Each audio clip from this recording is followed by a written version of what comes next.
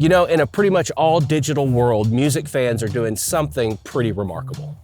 They're going back to vinyl. And not just a little bit. Vinyl is now the fastest growing physical format for sales in the United States. Music lovers and a whole new generation of fans are discovering something that collectors have always known. Music just feels different on vinyl.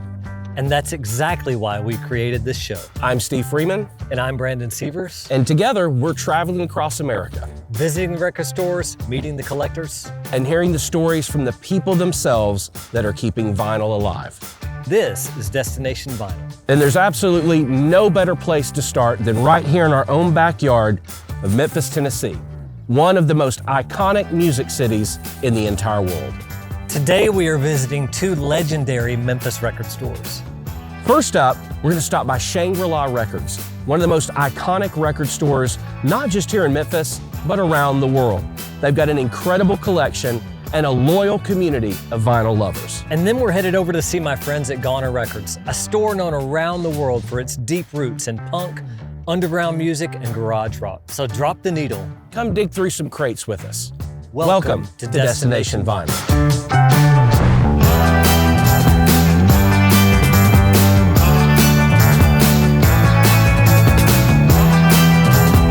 Okay, so first stop up is we're heading to Shangri-La. But you're from here, you grew up in Memphis. Tell me a little bit about Memphis from your perspective. Memphis is a cool town. We say that we are grind city. So, you know, it's a great city. It's a city of DIY mentality. That's kind of what we're known for. You know, you want to go get something done, go to Memphis and get it done because it's all about the grit. It's all about the grind. You know, it's a pretty cool culture of music and food and, you know, people grind in and out on a day-to-day basis just to make cool things happen. Well, you know, I'm always, and I tell people this all the time, I'm drawn back to a conversation that you and I had one of the first times I was ever over here. And that is, it was the first time I'd ever really spent any time in Memphis. And you hear all these negative things about Memphis. But in one day of us driving around, and listen, we were not just in the quote unquote good parts, right? We were in downtown, we were in all these other places. And I remember about 3/4 of the way through the day, I look at you as I think that I've been lied to because I remember that. This is not the place. I grew up in Little Rock, Arkansas before I moved to Nashville. But for years I would go back and forth and people were like, just don't stop in Memphis. And I feel like I'd been lied to because this is not the city that gets betrayed in whether it's mass media or mainstream media or whatever. The people here are amazing. There is a real culture here of the people. You can feel that grit and grind in the people, but I have never, not once, have I not felt safe. Now look, for all the bad things that are said about Memphis outside of here, you know, if you go on a national level, even an international level, you know, Memphis doesn't have the best reputation. But look, every city has its problems. Yes. Every city has its armpit. And so, you know, look, are there places in town that you don't want to go at 2 a.m. by yourself? Absolutely. But the same can be said for any other major metropolitan city. But if you look at what Memphis has to offer, you know, just the rich musical heritage that we have here. I mean, you know, Memphis is best known for Beale Street and Elvis, right? But there's so much more to Memphis than just that. I mean, if you just look at the musical underbelly of the city and some of the incredible talent that has come out of here. I mean, if you were to go to any major artist that's touring the world right now, there is probably somebody on stage from Memphis, Tennessee, because we are, I think probably what we're known best for is being an incubator for talent that is just spread around the world.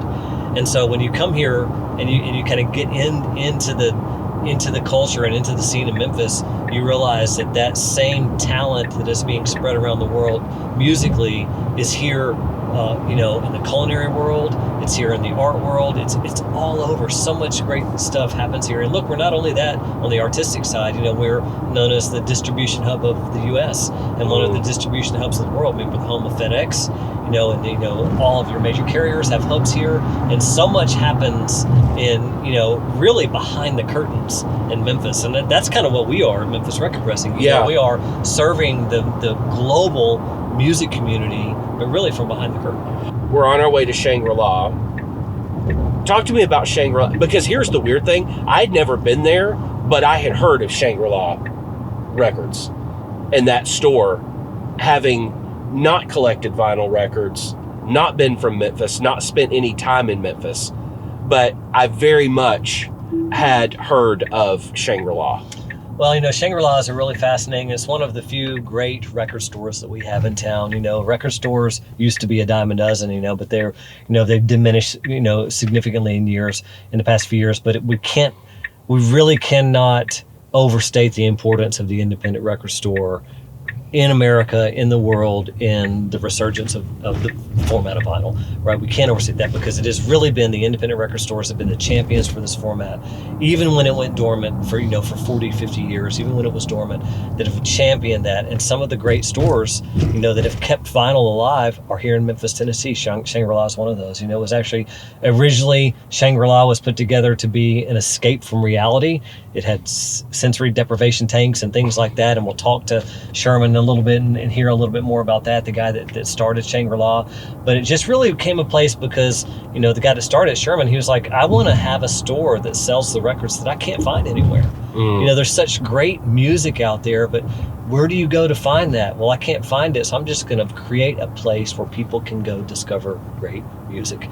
And so they've been, they sell other formats other than vinyl, but they've really been champions of the format of buying collections, to keep the collections alive, to finding out of print and, stuff that's not been released in decades, and making that available and accessible, of going and finding new artists that might not be in the chain stores, they might not be at Amazon, maybe it'll find them online, and making that accessible to the next generation, to the newer generation of people who are just discovering music as a whole. So it's really a fantastic story, just of the independent spirit of Memphis and the independent spirit of Memphis music, and where you can go to find and discover great music.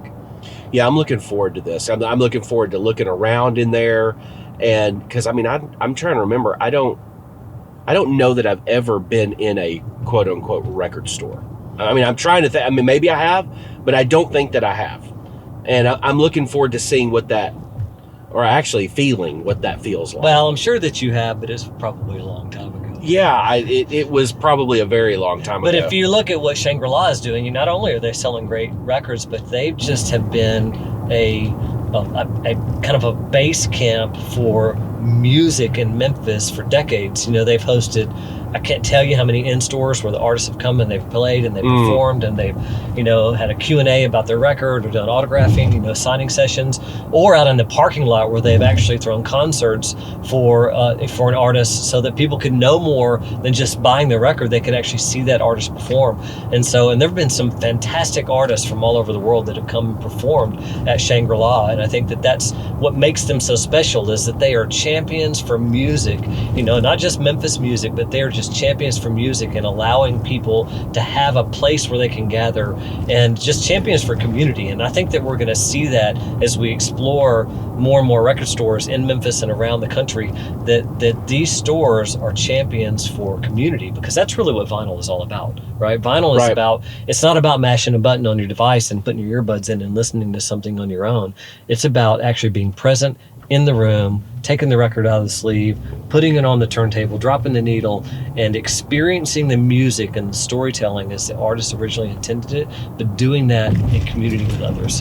And I think that's what the record stores will say, hey, this format of music, format of vinyl specifically and especially, is built for community, and we want to celebrate that by having a place where people can come and they can gather and they can do that together. No, I agree. I'm looking forward to it. So let's go in. Let's check it out. All right, let's check it out.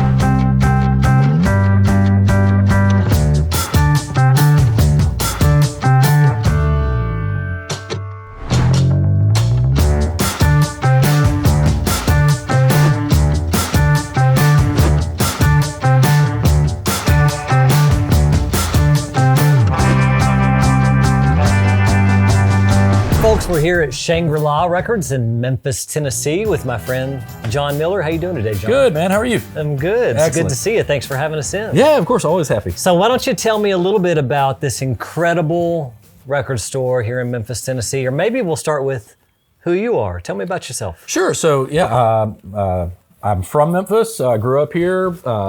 Started playing music pretty young. My mom's an unbelievable pianist and played clarinet and ukulele and a bunch of things. So kind of just got that, pumped into the house early and started playing in orchestras and the band and stuff like that in high school. And then, messing around with friends, playing stuff. And after coming back for law school, I decided that I kind of wanted to work in the music scene and kind of use some of that knowledge and experience and love that I have. So started working for Archer Records in town and then worked for a music nonprofit.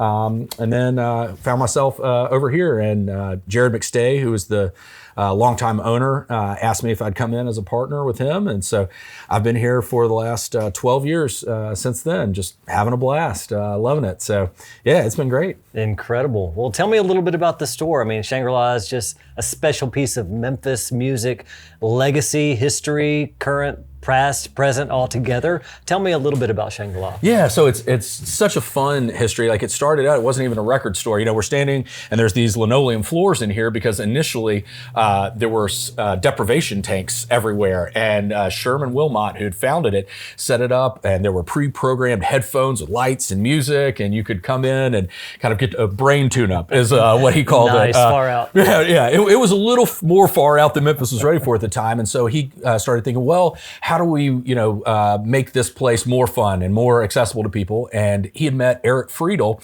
who is the co-founder and co-owner of Garner Records. I think, if I'm remembering correctly, on like a summer study program somewhere.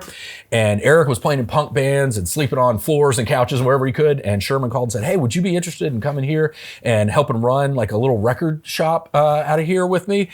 And Eric said, "Well, I don't know, maybe." And Sherman said, "Well, there's a couch upstairs and you can crash for free." And Eric said, "I'll be there." So that is the birth and genesis of the record store side of Shangri-La. As it grew with that crew, initially, Sherman started a record label called Shangri-La Records and put out things for a number of local artists, probably the most prominent of which was the Grifters, who went on to sign eventually at Sub Pop right after they'd had all their success with Nirvana. And that was kind of the roots of the store during its first decade. And people like Scott Bomar worked here at the time. Scott, now owns a studio and has recorded just countless projects. He learned from Willie Mitchell. There's been photographers and other label owners and engineers like Andrew McCalla and all kind of folks who've been part of the Memphis music scene. So it's always been this really cool, eclectic place where people could come in, they could find out who's going in town with new bands. If there was an out-of-town band looking to connect, Shangri-La was always good at that. And so that's sort of been, the way it carried on. Jared, who was high school buddies with Sherman, he ended up buying it and running it for about a couple decades. Unfortunately, we lost him to cancer a couple years ago, but, he gave me a real good education here when we worked together for 10 years. And so we're just continuing on in that vein. We've got a great new staff of folks that have worked in record stores and in museums and all different varieties of Memphis music-connected organizations. So it continues to be this place where there is connection. There's opportunity for people to come in, find the records they're looking for, but also maybe a little bit more than just a retail shop. Awesome. Well, it's not just the vinyl and the CD and the recorded music, but there's been a live music element that's happened here as well, right? Yeah, that's right. That's right. We have done live shows out on the parking lot patio, originally dubbed the Shangri-La Stadium by Sherman years ago.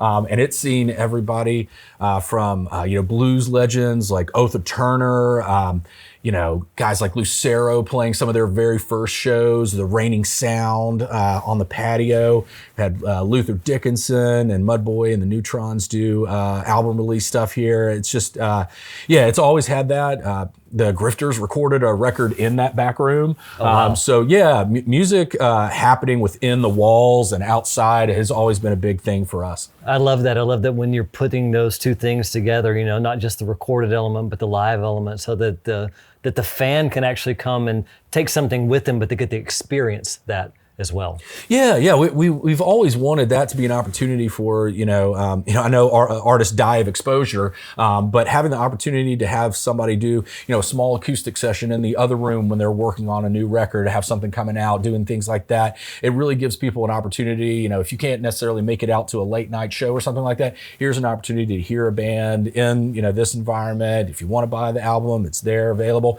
So just, keeping that connectivity between the city, the artists who are creating here and the music that they are creating.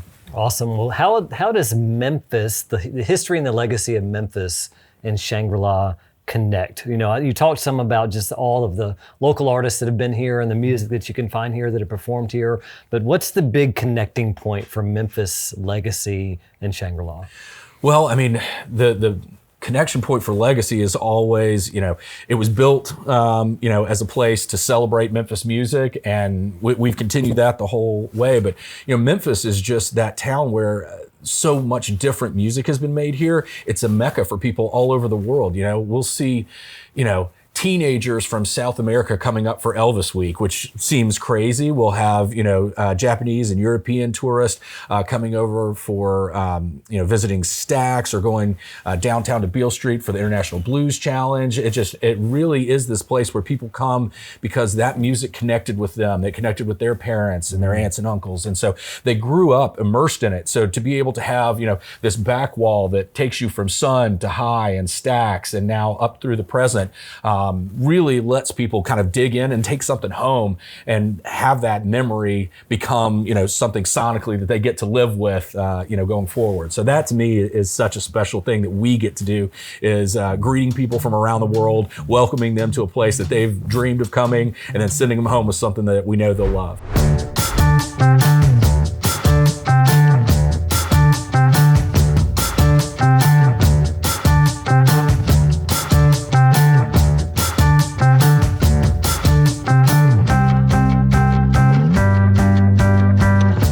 I'm going to ask you the impossible question. Sure.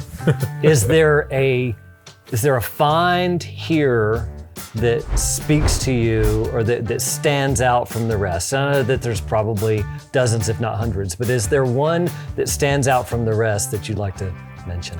Man, there's so many cool things we've come across over the years. You and I were talking earlier, and I mentioned that Gus Cannon record. And to me, stuff like that is so unique. Gus was originally in the Memphis Jug Band, so some of the early building blocks of blues that would have been on Beale Street, at the turn of last century, just when things were really kind of getting going there.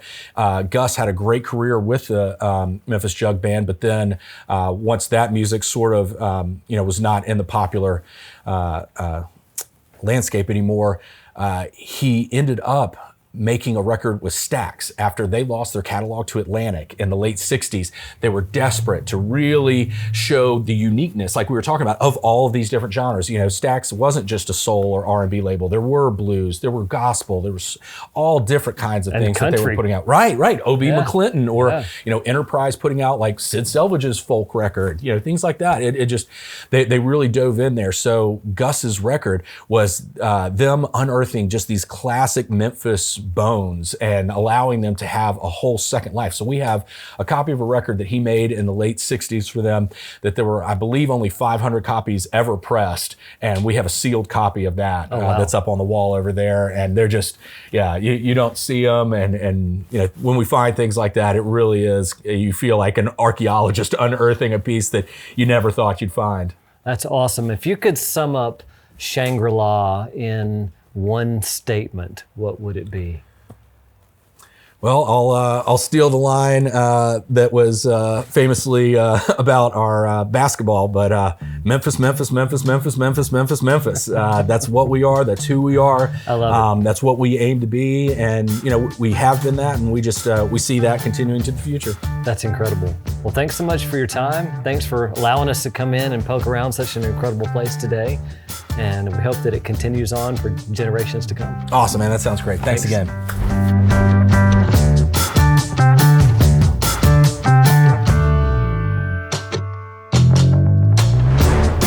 Okay, that was awesome. I think I had been in a record store before, but nothing like that. Yeah. That When you think in my mind, when I think record store, for whatever reason, neither one of us were alive in 1958.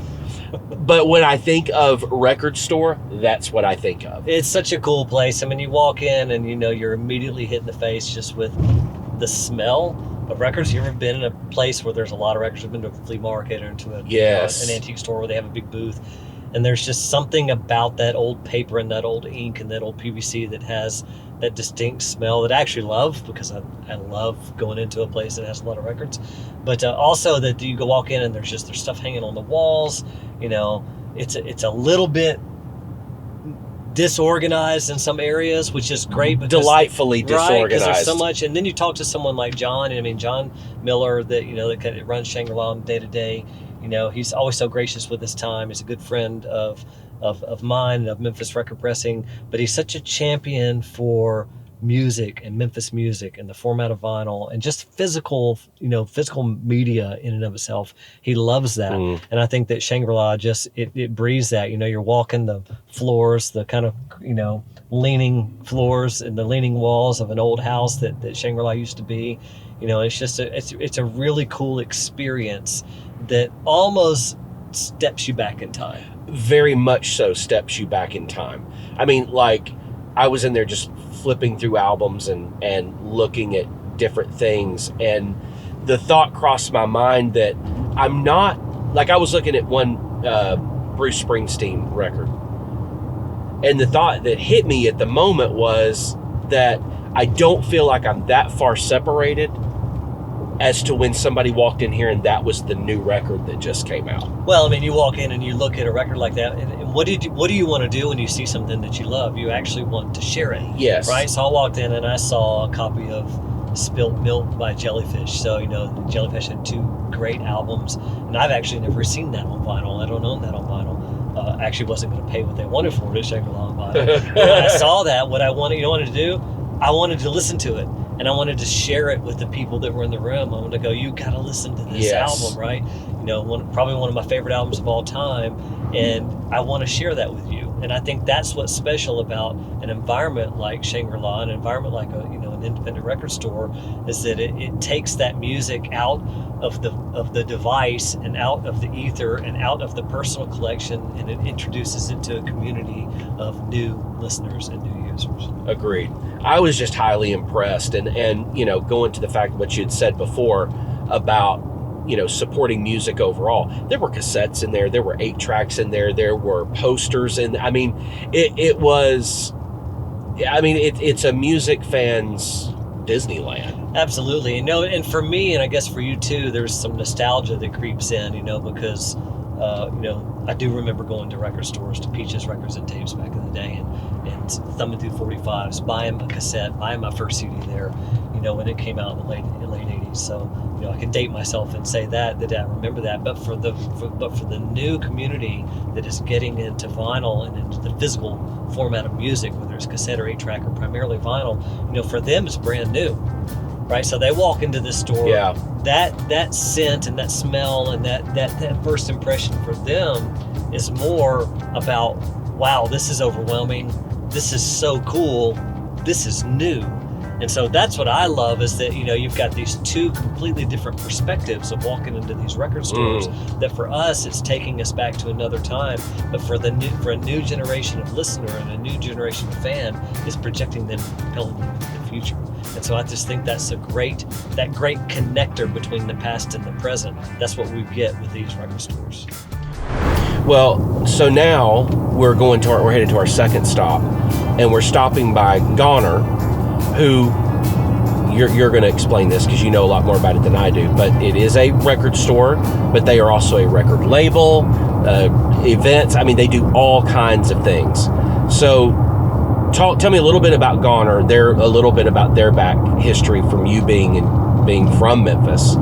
And from what you've told me, this is kind of a little bit of a different culture. It's a different thing. It is. I mean, look at Eric and Zach that run Goner Records. Goner was started by, Eric was, and we'll hear some from Eric. Eric was in a band. He was in a punk rock band, and he was going to these festivals, and he was seeing these bands, and he loved their music. But he was like, how do I get your music? And they're like, well, we don't have a record label. So Eric was like, okay, then we'll start one. So Goner Records was born. It's like I wanted to, I fell in love with some of these artists, very much like if you look at what Sherman and Shangri-La, Shangri-La has a record label as well, Shangri-La Projects, that primarily that was created to be able to and share that music that they love with other people, with the world. And so Goner was the same thing, said, hey, I want to be able to share this great music that we're hearing, completely kind of different culture from the Shangri-La guys. I want to share this with the world.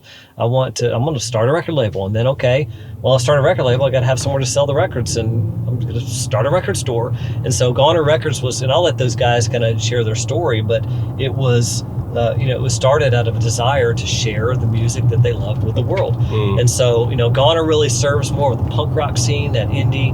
They really channel that independent grit and grind spirit of Memphis that we were talking about earlier. Goner really channels that, by just taking this underground music, and allowing it to be accessible to people all over the world, through the record label. They have a festival that they throw every year it's been 2 decades now, where it started out with just a handful of people, and now there's thousands of people that come here from all over the world just to celebrate this music. And, I love that, because they're taking something that they're so passionate about, that they love so much, and they're like, we can't keep this to ourselves. We have to share this with the world. And that's Goner Fest, right? Yep, that's Goner Fest. It's a festival that they put on every year in September. We have been proud partners of that for the past few years. And I've been working with those guys for several decades now, making physical product for them, whether it's CDs or DVDs or vinyl. And, they're great guys to work with, because they are passionate about and love what they do. They're not running a record store or a record label or putting a festival on to try to get rich. They're doing all these things because they're passionate about it. Honestly, it's the same reason that we do what we do at Memphis Record Pressing, because we love the format, we love the community, and we just want to be able to share it with people everywhere. No, and I love how both of these, and I will hear more from the guys at Goner, but it's like I already have a feeling that I know what they're going to say. And I feel that way because that there is that common thread that runs through everybody that we talk to, that we have any interaction with whatsoever. And it is very much that by us, for us mentality, and a deep love of the city, a deep love of the people of this city, of the culture of this city. And I'm looking forward to hear, because they, like you said, they're in a completely different scene than Shangri-La or anybody else that we've really ever talked to. They've got their own little niche going, but I guarantee you that we're going to hear the same common thread. Absolutely. And I think that, again, that common thread is community, that they exist, Shangri-La and Goner, and really probably if you look at any independent record store anywhere, they exist because somebody at some point in time was passionate about sharing the music they loved with their friends and with the world. That's what the whole purpose of it. Obviously, they're running a business, and they need to make money, and they need to be able to support themselves and make a living, but they could do anything. Why run an independent record store? I can guarantee you it's not easy. No. I can guarantee you running a retail establishment that sells music is not easy. But they do it because they're passionate about that music. And I would imagine as we continue to journey around the U.S. and we go to these different record stores, we're going to encounter such incredible personalities, and all of them are going to share that same common thread. I love music. I love this one particular style, or these particular styles of music, and I just had to share it with other people. That's really the common thread that I think that we're going to see as we visit all these stores around the country. Yeah, I think so too. Well, I'm excited about it, so let's go check out Goner. All right, man, let's do it.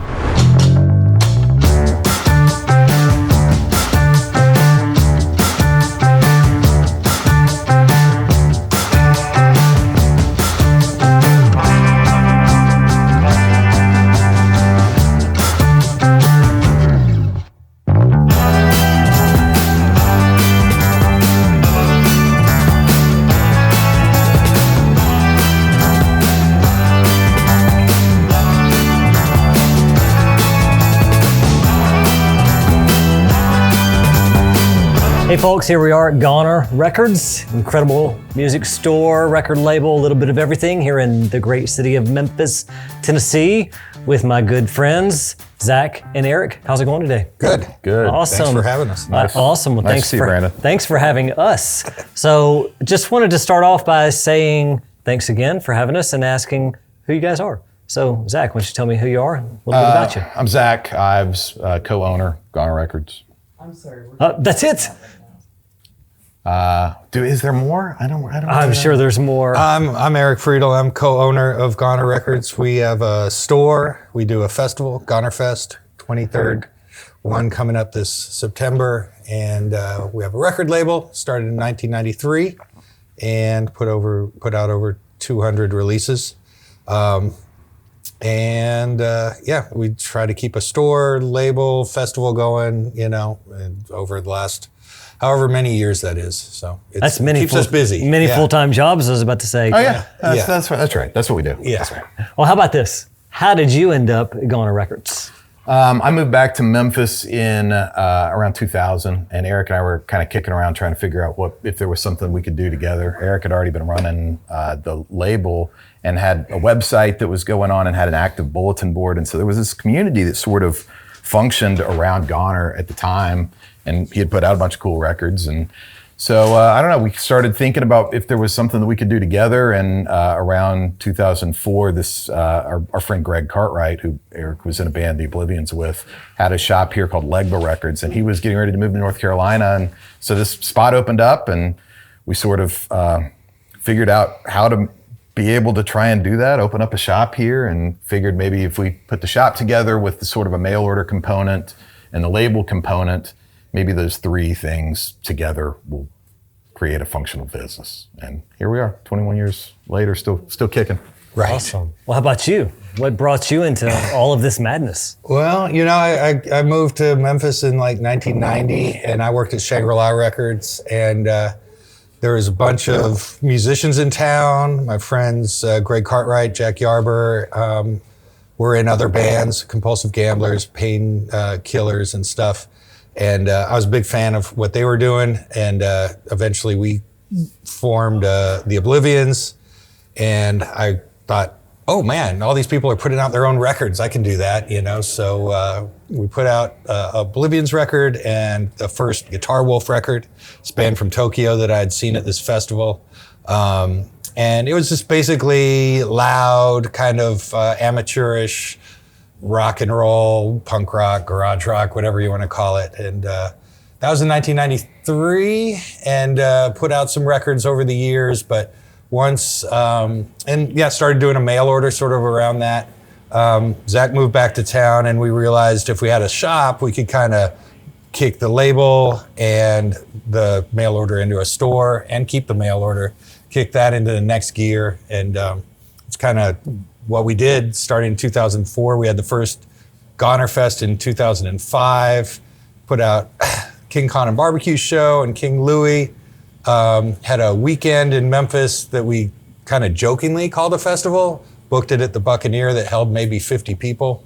And a couple hundred people showed up from England and Italy and all over the United States. And we realized people want to come to Memphis. People love Memphis music.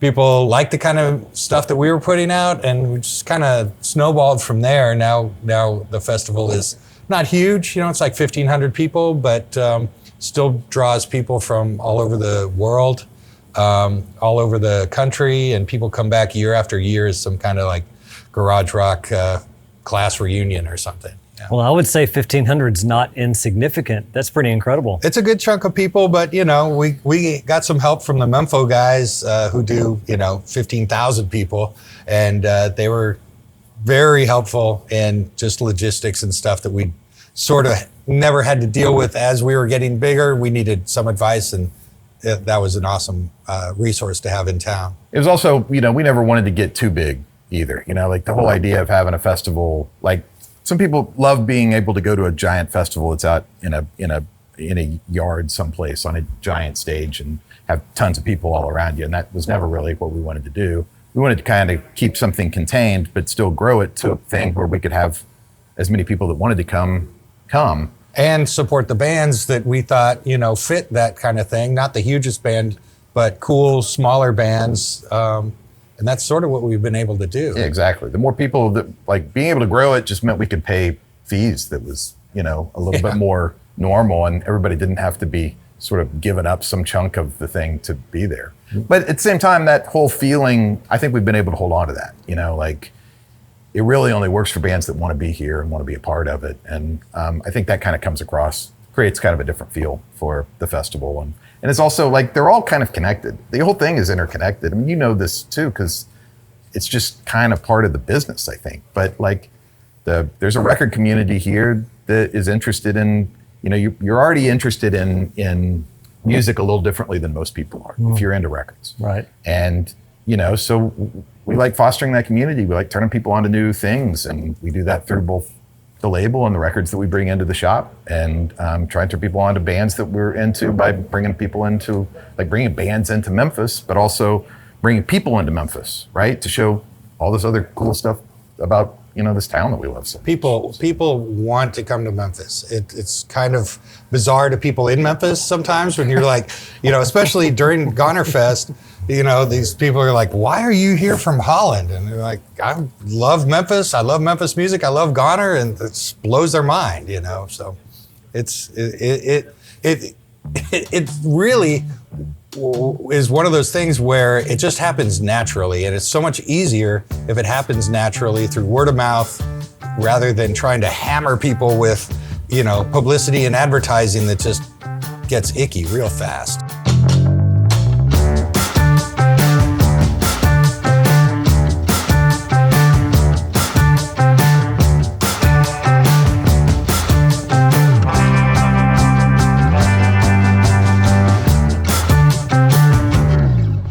What is it? If you could put your finger on that, what is it about Memphis that draws so many people here year after year for music?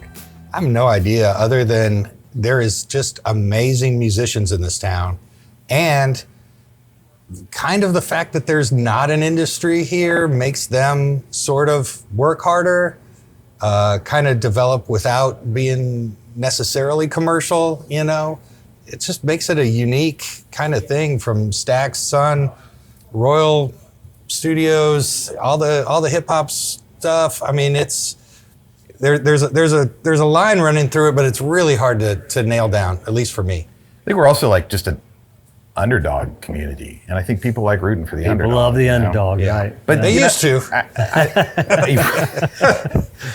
We're not going to get political here.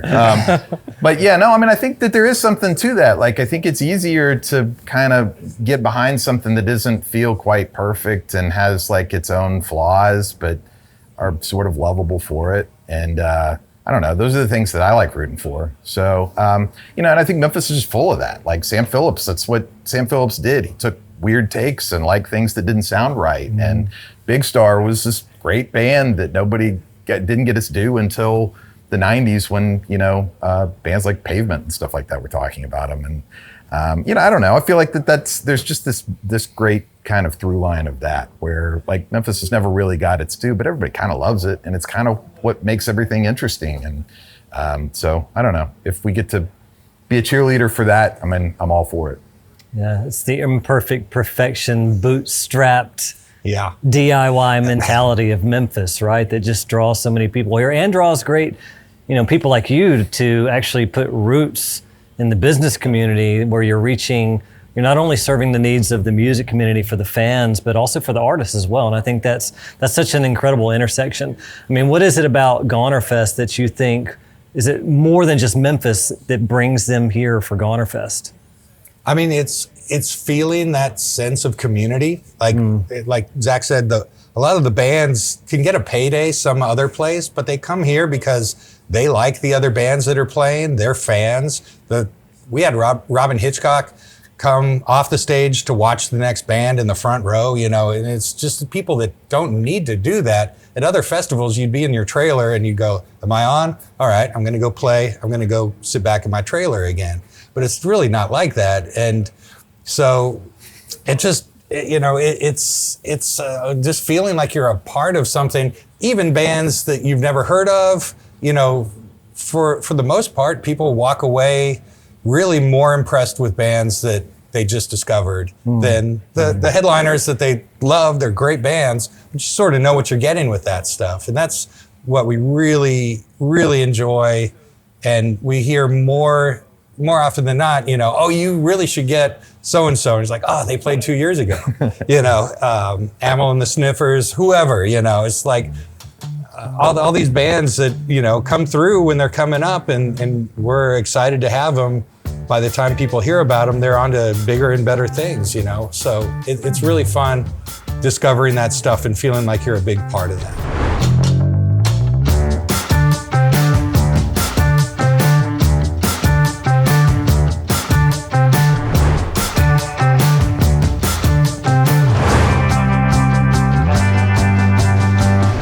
I didn't think it was possible to fall even more in love with this city than I was before, but visiting Shangri-La today and Goner, I feel like I got to see two separate sides of the underbelly of the vinyl culture here in Memphis. I can't wait to go the other places around the country where we're gonna go to see this culture be alive with vinyl and how it's resurging. Is there anything that stood out to you today? With being from Memphis, you live here, what stood out to you, what was a little different to you? Well, I think the thing that stood out to me is what community means to these record stores and to the record store owners and to just the legions of fans that visit them, is that community doesn't just exist here. It exists everywhere around the globe. And I think what's incredible about today, on top of that, is that we just are scratching the surface.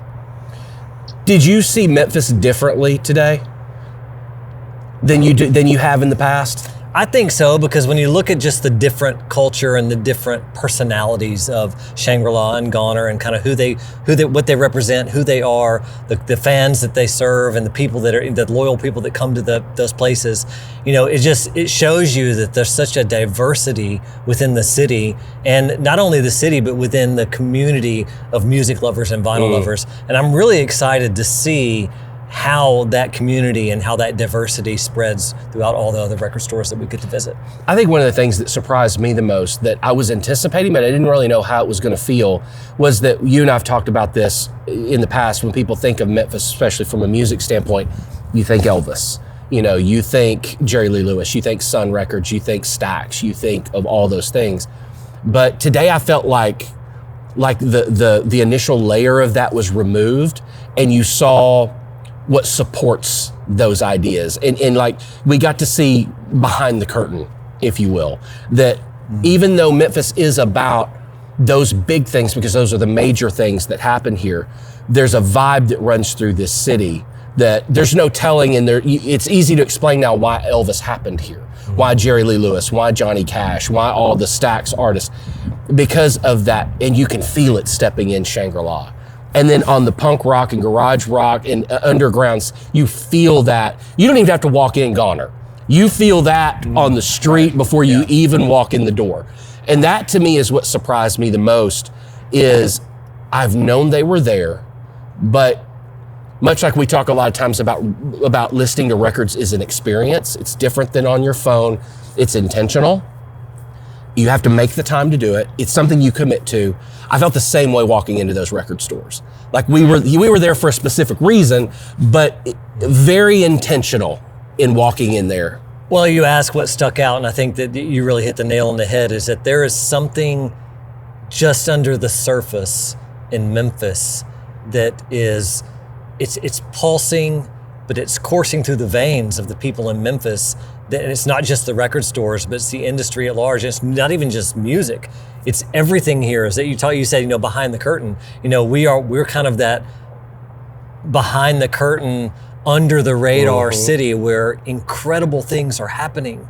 And so I think that that's why we're here today. I think that's why we went to Shangri-La and we went to Gutter today, because we want people to know that Memphis is incredible, that, you know, the format of vinyl is incredible, that the music scene and what's happening in the industry in Memphis is incredible, and just shine a spotlight on those guys and shine a spotlight on those girls and the ones that are actually making it happen, and the fans that are coming into these stores and saying, hey, we heard about this. We had no idea this was happening here in our city. And I'm excited to see when we visit other cities throughout the US and hopefully throughout the world, is that what is happening there that maybe people don't know about? What's bubbling just under the surface in these other cities, in these other communities, in these other cultures, in these record stores? What's bubbling under the surface that we get to discover? No, I totally agree. And listen, I knew we were going to start in Memphis. I'm so glad we started in Memphis, even though we're here, but I can't think of a better place. We are so excited about this new series, traveling all over the United States. Who knows, we may even go overseas. But we're really excited about this new show to take you inside the culture of vinyl, the collectors, the music fans, and the people who are keeping this format alive. So join us next time on Destination Vinyl. See you then.